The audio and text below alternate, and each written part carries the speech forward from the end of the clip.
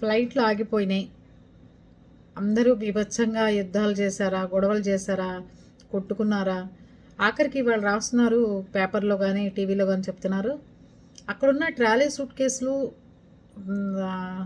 Luggage బ్యాగులు కొన్ని పోయినాయి కాదు అని కూడా చెప్తున్నారు. అంటే అందరూ ఒక చోటే ఉన్నారు, ఎవరెవరో కలిసిపోతే ఒకే రకంగా ఉండొచ్చు, అలా కూడా జరిగినాయి.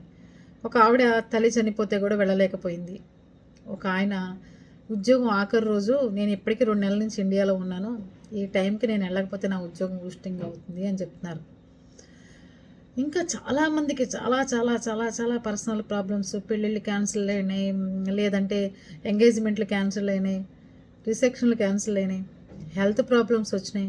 ఆవిడెవరో కువైట్ నుంచి వచ్చి చెన్నైకి వెళ్ళటానికి, చెన్నైకి ఫ్లైట్ లేక ఎయిర్పోర్ట్లోనే ఉండిపోవాల్సి వచ్చింది. క్యాన్సర్ 3rd స్టేజ్ నాది అని చెప్తున్నారు.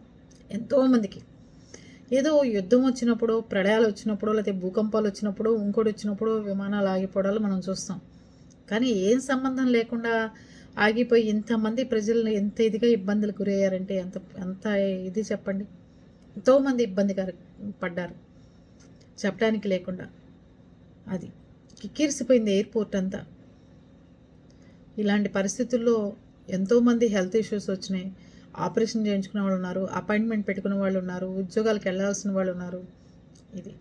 ఇలాంటిది ఇంకోసారి జరగకుండా ఉంటే బాగుంటుందని నా ఉద్దేశం. మీరేమంటారు?